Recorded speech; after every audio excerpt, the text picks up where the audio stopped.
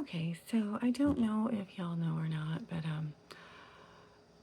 Elle hasn't actually had any type of therapy for, well, up until very recently, for quite some time after the bus accident. Um, Apparently, it's basically impossible to get any other service to transport her in the wheelchair.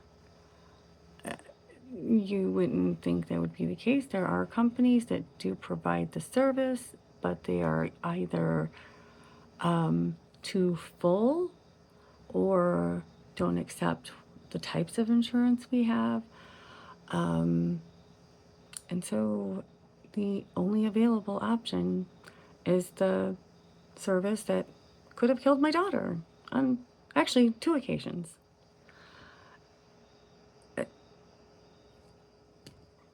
And we have a very difficult time with the car transfers, and with us both being disabled in our own ways, we both have to be having a good day in order to make the appointments. And unfortunately, we missed a few, and then we were told,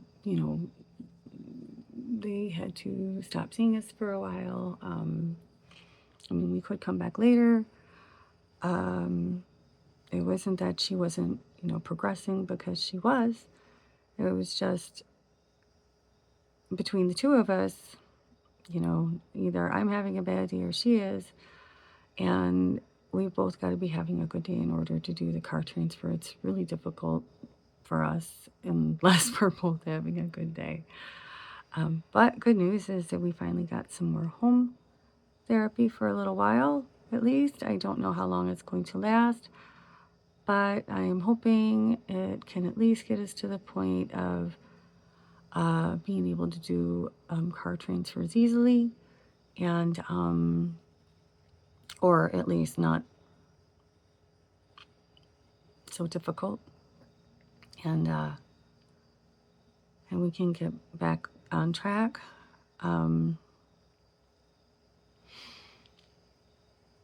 It's just very frustrating that from the beginning, it seems like anytime we turn around, somehow the rug gets pulled out from underneath us.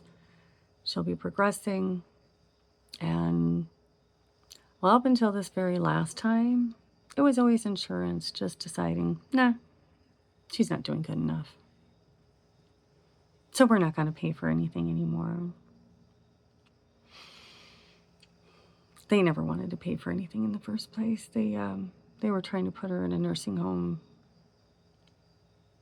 almost immediately, even after OSF. St. Anthony had a very nice and 6-month program that would have benefited her greatly. She'd be walking by now. They'd actually save money if they would have done it the right way.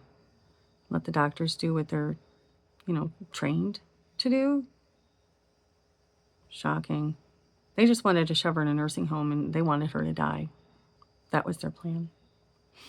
They have a policy that provides for that. It doesn't actually say to die, but it does say basically,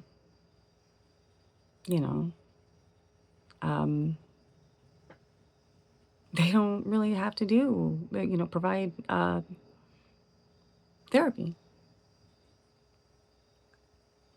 They have all these like guidelines, which are just not going to fit every brain injury patient, period. And they know it. And they know timing is vital. The sooner you start getting help, the better off you're going to be. And they fought us tooth and nail.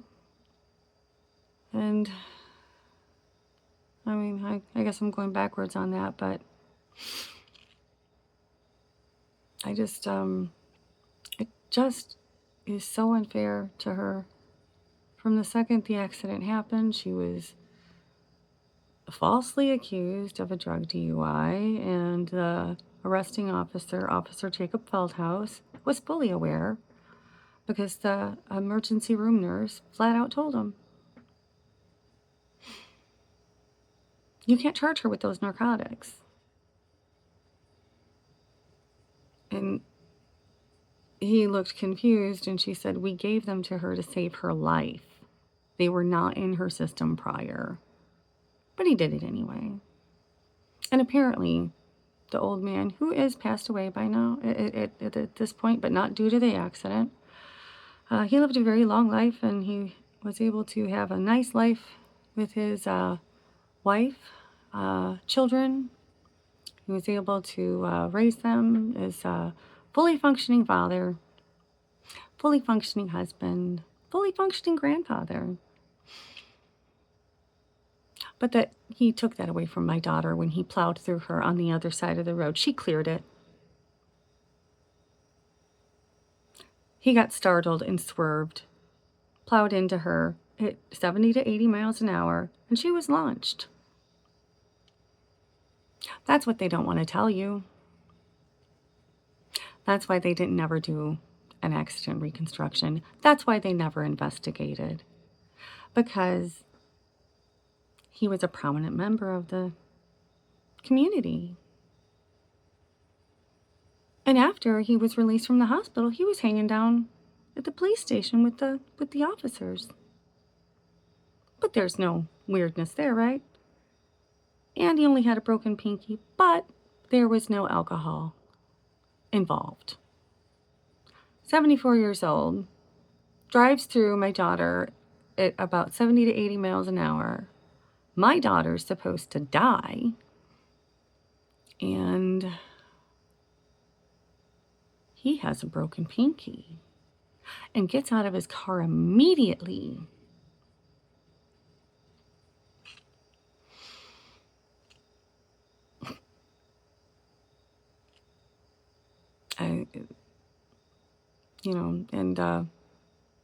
And because of what they did, and Mike Rock, you know what you did. You told me you combed through the case. You couldn't answer half of the questions about it. Your officer made a letter, or supposed to be the report, filled with lies, saying that the eyewitness was coming from the opposite direction, even though the entire 6 months that you insisted on trying to charge my daughter, knowing full well what the situation was, it was always the eyewitness was behind the McCormicks. Then the date on it says the very next day of the accident, and he's got this other thing happening. There's multiple lies on it. The entire ticket, her tickets are all lies. They couldn't even get the day was dry. I mean, well, the day wasn't dry. There was a light, misty rain, which brings out the oils in the roads and can make them slick. But apparently the officers don't even know that. What are they doing? I don't know. I'm rambling. I just decided to complain a bit. But I am thankful that we feel like we are getting back on track. And I hope that everything will continue to run smoothly, because my daughter deserves this. And she was asked recently by one of the new at-home therapy people if she had a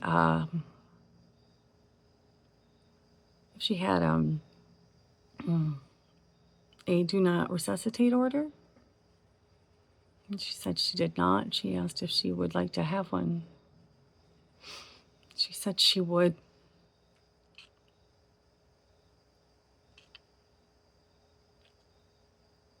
Thank you, Mike Rock, for making this take so much longer than it had to. She could be better, so much better. And then I called and I asked if you could reverse the charges so I could at least fight harder for her. Because you know that she should have never been charged in the first place. So that would really be the right thing to do. If you're a moral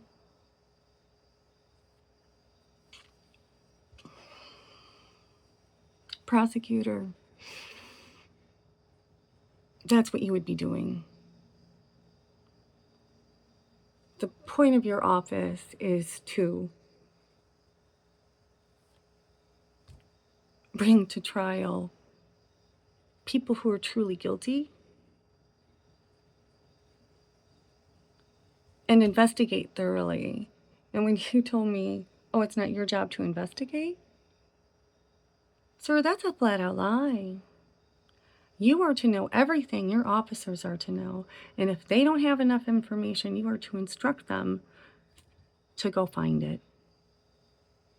If you have questions regarding the case, you need to instruct them to go get that information. If they do not provide evidence, such as, oh yeah, by the way, the nurse told me that all the narcotics were from them. You should have never tried this case. You did it because you thought you could get away with it and to pat your numbers, and you know it. And so'd your girl. And maybe the reason you aren't in Winnebago anymore, sir, is because shit runs downhill. That's just the way it goes.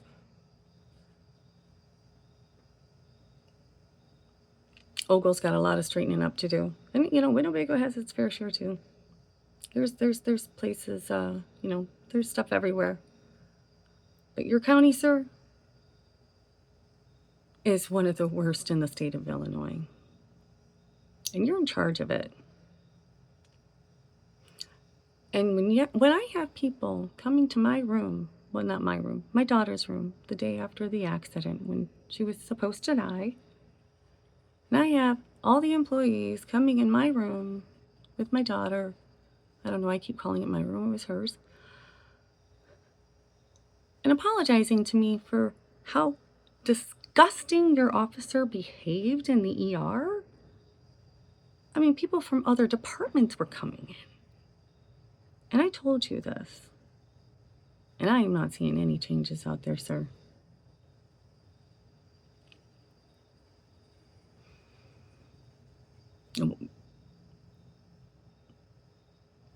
You've got to do something. Or I guess you're just not actually a moral person. And if you're not moral, you don't need this job.